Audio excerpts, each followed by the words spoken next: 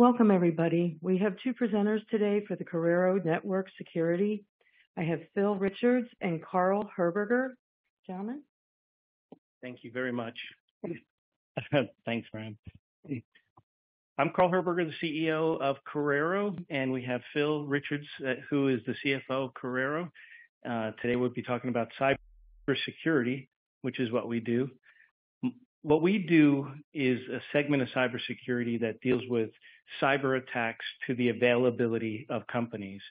It's probably something that you're already investing in one way, form, or function. It's probably something that your company that you're sitting at today needs if it doesn't already have it. And it's possible that you're already leveraging Corero technology as part of that solution. We'll talk about that today, but it's a big part of many people's corporate cybersecurity protection strategies. With that, the obligatory safe harbor statement, and we'll go on to who is Corero. Corero is a leading provider, and in many ways a unique provider of DDoS software and hardware solutions in the marketplace that really fuels a big piece of the availability or service availability protection industry within the cybersecurity space.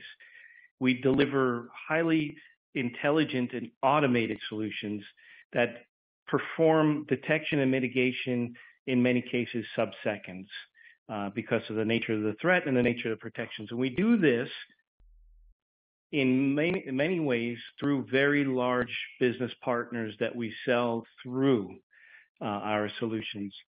Although you may not have heard of Corero, you probably have heard of many of the companies that we sell through, like Juniper Networks, GTT, and Akamai. And we actually provide something that's very powerful to service providers. We provide an almost no risk revenue stream. So a big piece of our business is providing a capability to service providers to keep their customers up and have their customers add more protection sets to their portfolio, providing for a couple of things. One is it gives them more revenue. The second piece of it is it gives them an acknowledgement from the company client who doesn't pick it up, the idea that they forewent the protection, which is also very big in today's world. We're headquartered in London.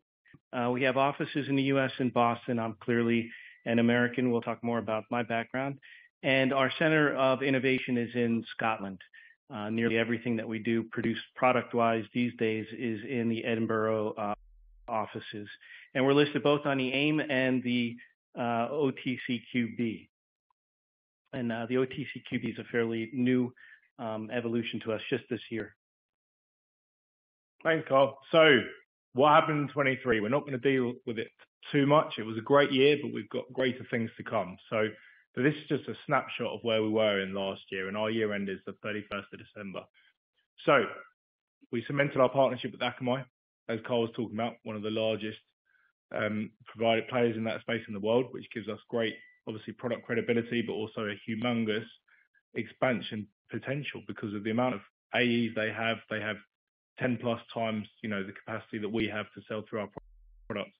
So it's fantastic, and that keeps on and on delivering. And we had a press release only earlier out this year of the new product update we did together with Akamai for a hybrid cloud and on-prem solution as well, which you can look at in one of our RNSs. One of the main things we did was actually bring Carl on board.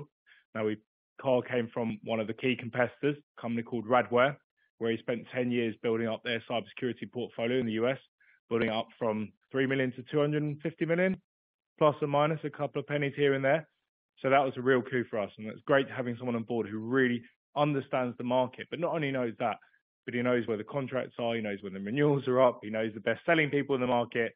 We've got a great playbook, so we can really go after that space with renewed vigor. So that's been fantastic. Having someone based stateside as well, which is where 70% of our revenues are, super important for us. So this has all been really, really good in our evolution. We launched our SmartVault One platform, which is an updated service and the way that we integrate all of our products in one platform now, and a product update 12.0 during the year. We secured a $1 million plus contract with a new channel partner customer, Tech Enabler in Brazil. Although this has all been superseded by the big contracts we signed in 2024. So this 1 million is looking less impressive because of the numbers that we're putting out already in 24. And we're continuing to grow our products. And the revenue sources, our ARR growth. I'll talk a bit about the numbers later on, but it was a great year in 23.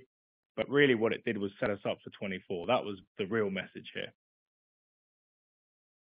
So our business in numbers, just an overview of where we are at the moment, as at the end of December.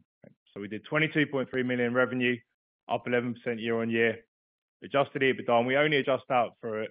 It's an FX revaluation on a loan, which is now gone, so we won't be adjusting out for anything in EBITDA going forwards.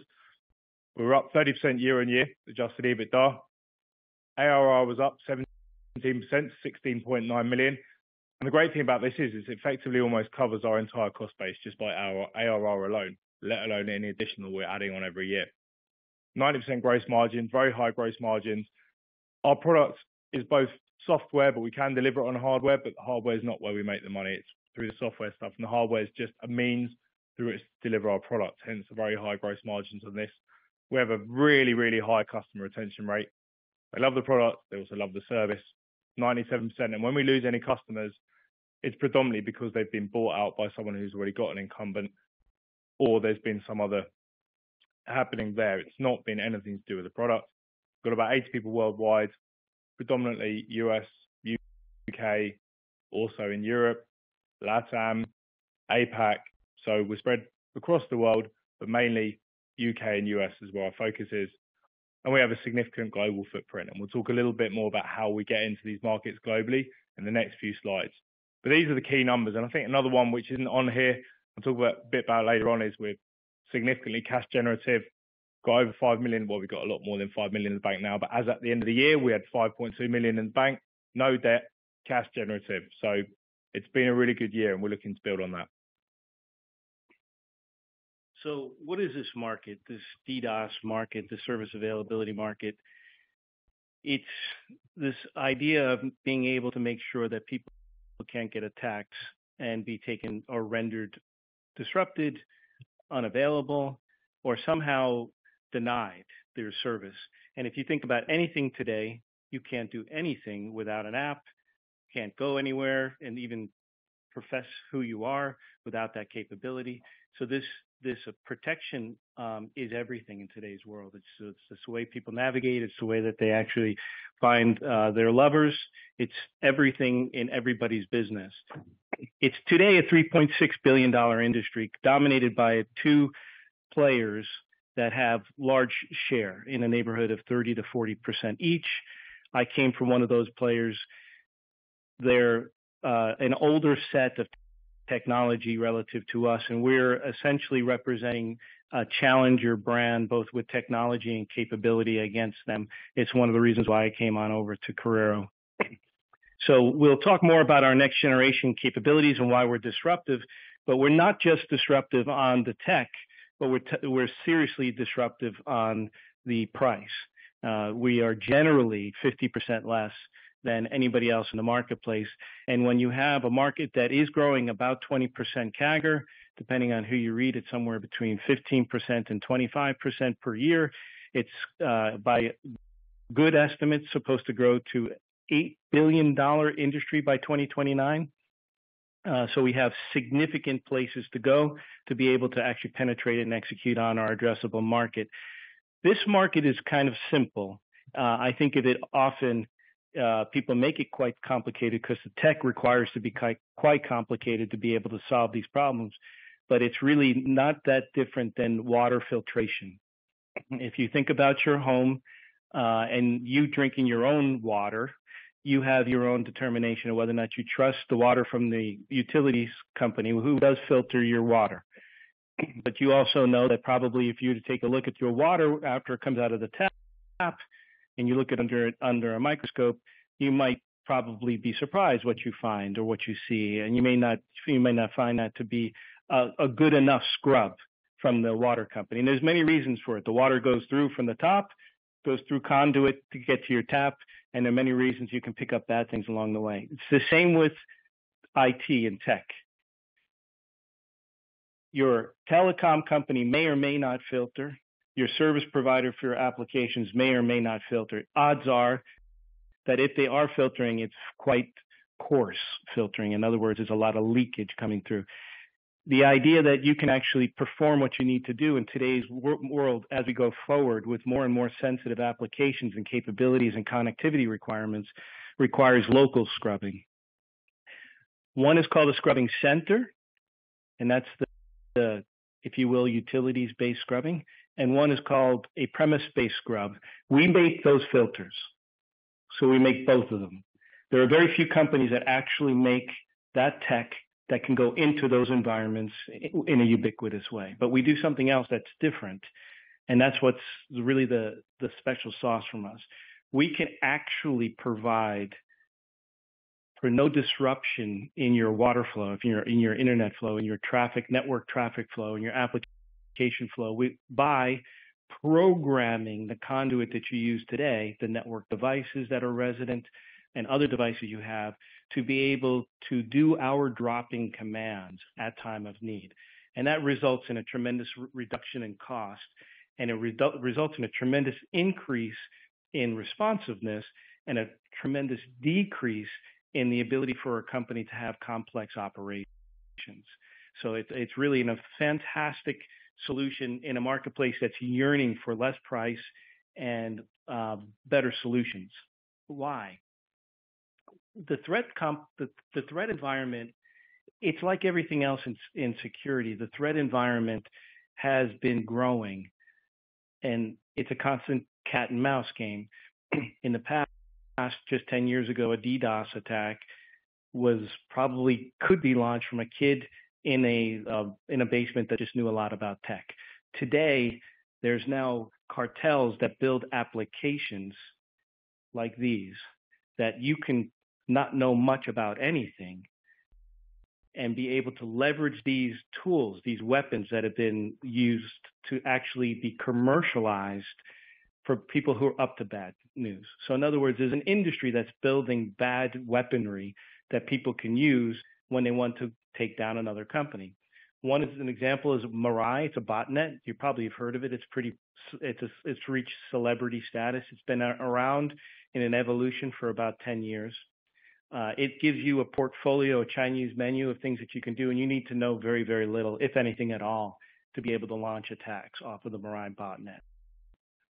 Hajime is a botnet that's very interesting in that it's purported to be the largest botnet. A botnet is a device that is actually enslaved by a computer program somewhere, and often is the case that the device doesn't even realize, the owner of the device doesn't even realize that they're actually enslaved as part of an automated bot. And so this Hajime is supposed to have at least 1 million devices enslaved in it, which provides for a platform for a lot of volume-based attacks.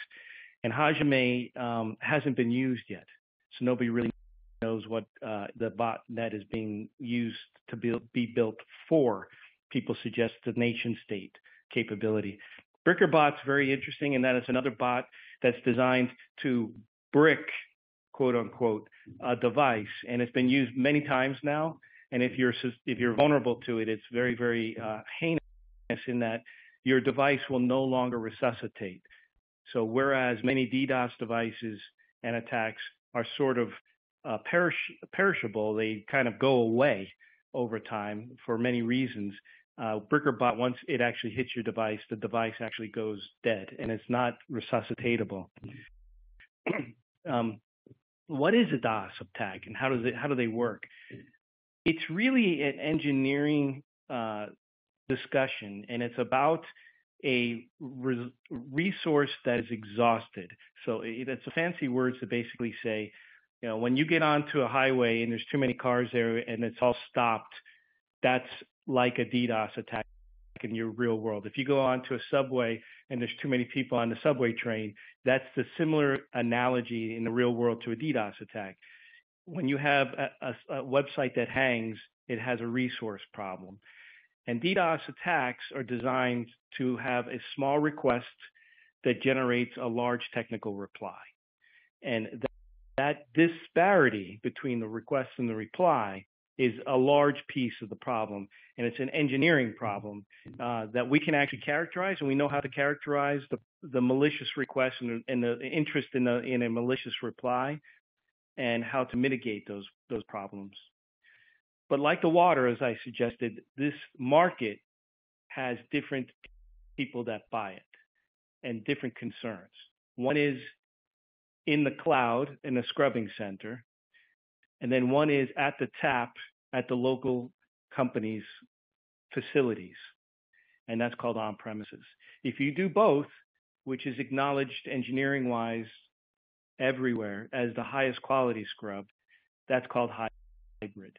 And we provide all these capabilities where you'll find some DDoS companies just do the tech, some just do the cloud scrub or scrubbing center capability, the utility scrub, and few do the hybrid capability because it's complicated, but it is acknowledged the highest scrub that's out there. We get our business done technically around the world through partners. And we have a lot of very powerful partners now that use us as the top of their line card when a company has a problem in this space. And we're selling largely through these partners to get to very strong relationships that they have with managed service providers and internet service providers and so forth. And we've done a lot of press on a lot of the companies that we most recently have been onboarding.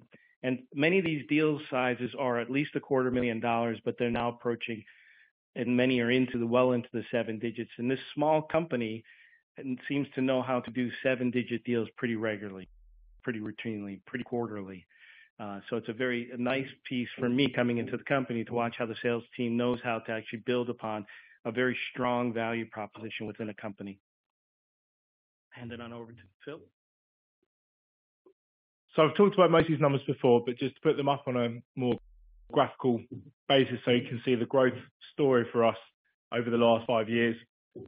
So we've had significant growth in ARRs, probably the most consistent growth on that, with a CAGR of over 20% going through from 7.2 million 5 years ago now to 16.9 million and beyond that going forwards as well. We've got a very high, consistently high growth margins, cash inflow now, cash generative, and positive adjusted EBITDA, and the revenue growth going up to 22 million. Now the analysts have us growing at about 15% for this year, but it's one where we think that's slightly on the conservative side. But it's really been a phenomenal growth story, and we're one that we're looking to build upon. But for us, our main metric is ARR, obviously, because that's the one that we get measured on, and that's the one that will keep making sure that we're generating cash going forwards as well. So a little bit about our capital structure. Who owns us? What's our market cap?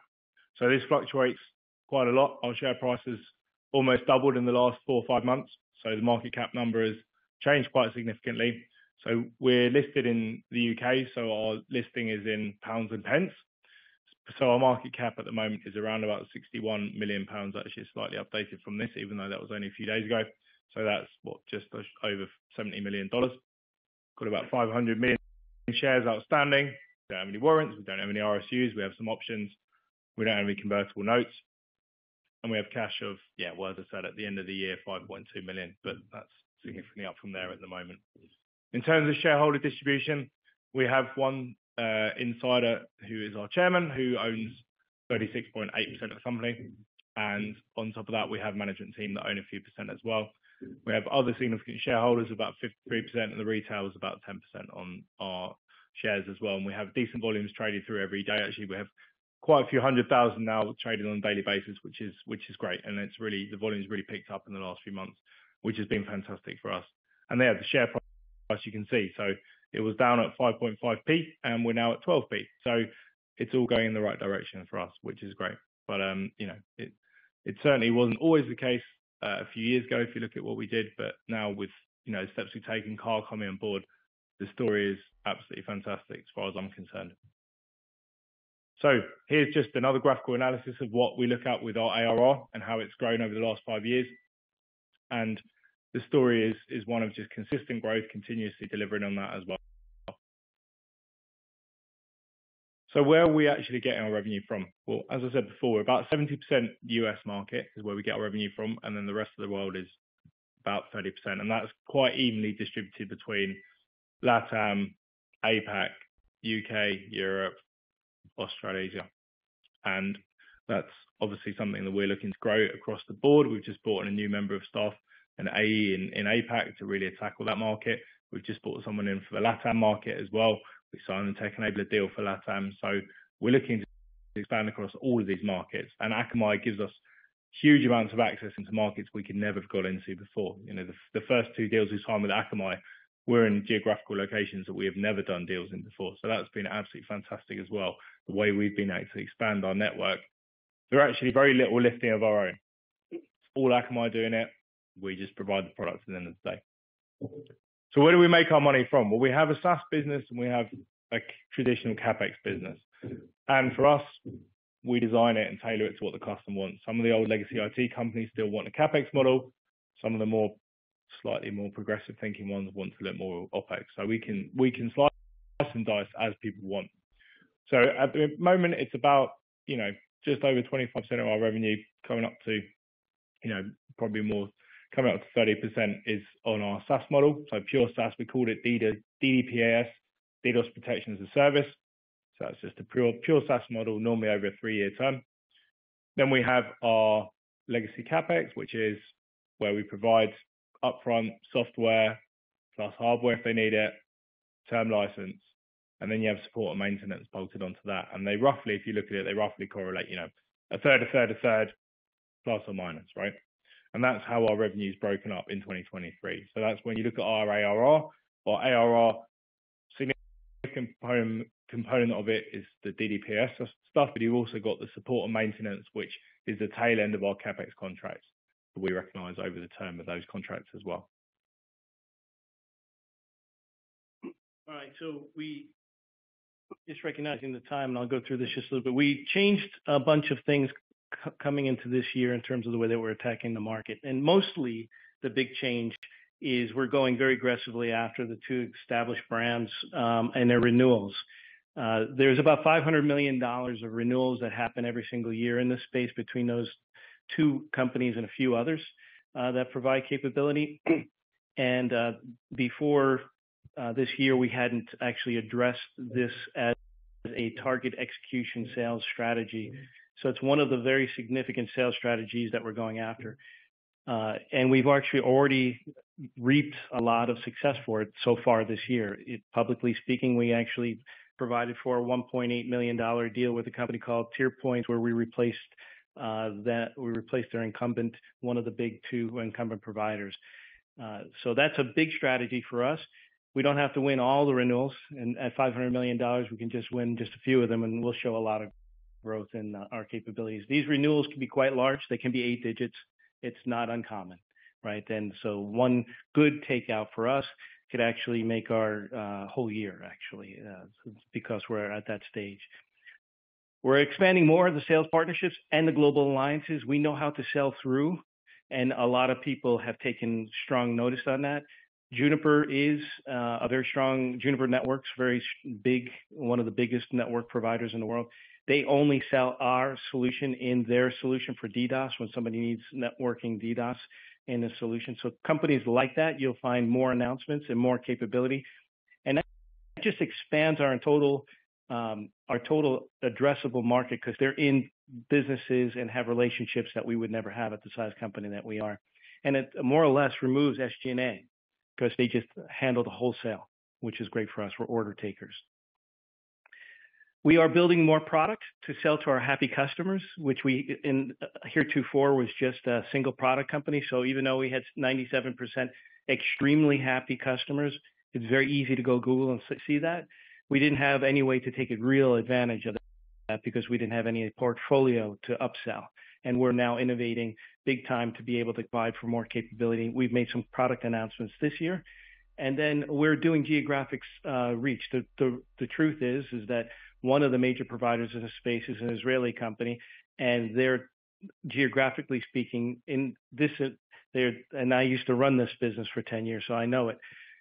They're disadvantaged in certain geographies in the world. So in certain geographies in the world, they're looking for additional providers because there's really only one, maybe one and a half that they actually have a selection. It's almost a monopoly.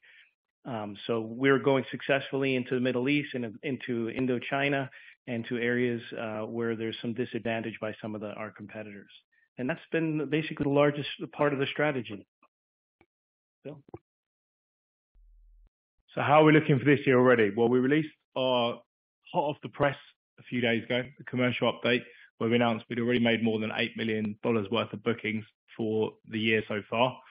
It's been a really, really great start to the year, you know, ripping out and replacing incumbent for a $1.8 million deal in Tier Point, as Carl said, $2 million plus renewal contracts and expansion. So that's the great thing with our renewals is that they're not just renewals, they're also normally we're upselling, we're normally expanding. Normally they're, because the companies that we provide the solution for, they don't stand still, they grow. They grow both in, you know, activity, geographical footprint, traffic, all of that. And therefore we continue to sell more and more through to them as well. And Carl, do you want to just wrap up what else we did? Yeah, so the why are we here and what's the big why now is that we think the company is seriously poised, and I know you've probably been hearing this all day long, but seriously poised to take advantage as a challenger in an industry that has a tremendous amount of spend that's already going on. We don't have to educate. We don't have to talk about the problem. It's just a question of having us on the pick list and a sales execution side of the house. We know we can do this at scale with the largest providers in the world.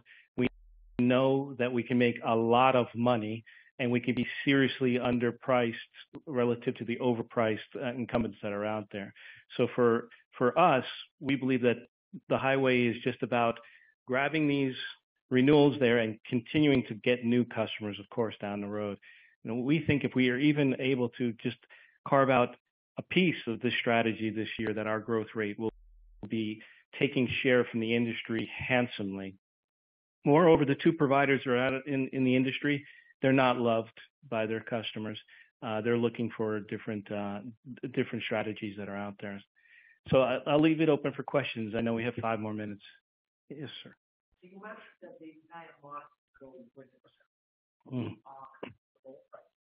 And you alluded several times that you want to be taking market share. Yeah. So is it fair to say that the way you think about your growth rate is for 25 plus, maybe 30%?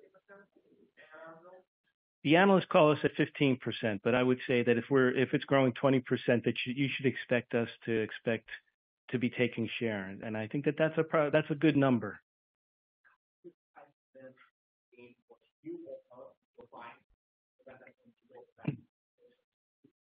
As a general rule of thumb, it's I would say on average 50% less, right? But it can be 25% less if they want a hardware solution and so forth.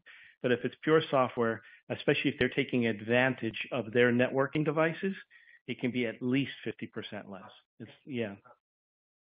So it's compelling in a world where IT budgets really are under strain in many cases. Yeah. So even if they like or casually like their current provider, the financials will provide us an ability to get at least in front of the purchasing manager and be on the pick list. And it's a very sound strategy. By the way, this strategy has been worked. This is how Cloudflare started. This is how A10 started. And if you're familiar with this strategy has played out in IT over and over and over again to massive value creation.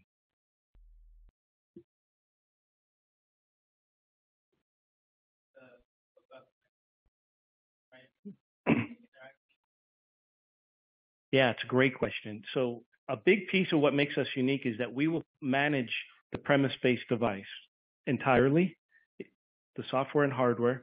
And if you build a business, we will manage your business for you. So often, as you're onboarding customers with our tech, we are your interface for that, actually onboarding those customers. The answer to your question, it's like swapping out a filter in an environment. There's perhaps some disruption that goes on because you're in the middle of the conduit that has to go. But once you're in the middle of it, it just works. Our solution is largely automated. So the answer is with the energy of their IT team, it can be less than a day that we're up and running. Any other questions? We don't actually have a presentation after this, so believe it or not, we can actually hang out for a couple more questions if you wanted, and we'll be around tonight. Well, I'm supposed to be answering, repeating the questions. How did we get traded in the States was the question. We got traded in the States. The motivation for that, to be honest with you, is twofold. One was it's difficult for Americans to actually purchase AIM stock, AIM listed stock. I'll give you an example. I bought a lot of this company's stock on my way in. I'm a Charles Schwab account. You might have heard of it, company, and it was almost impossible for me to actually make. So we wanted to open up an opportunity for U.S.-based people with investors and our employees the ability to actually share in our growth. And this is an easy way to do it. So that's really the answer to that. So this is our first foray into the U.S. stock markets, and it was really just it's a conduit for U.S. investors to be able to get into our portfolio, which was really largely hard in the past.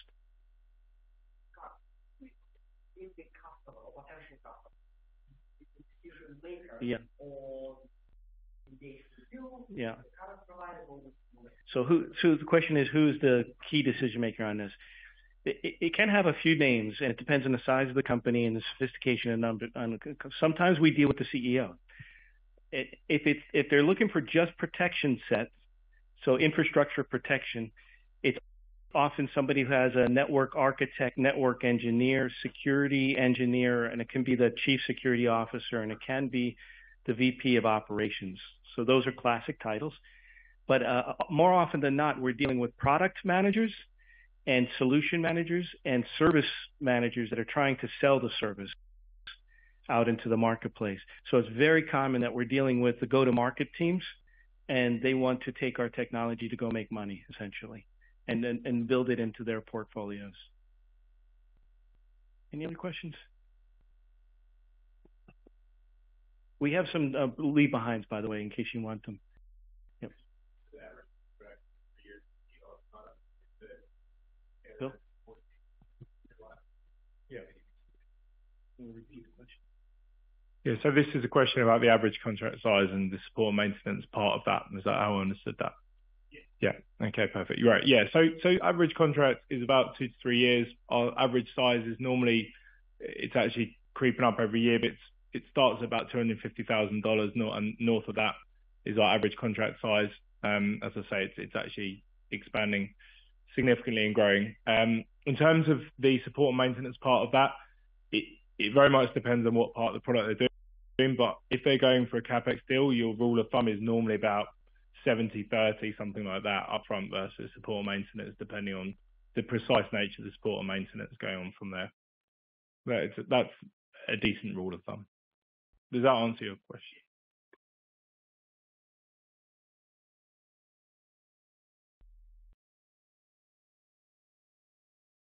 Great. Thank you very much, everyone. Thank you.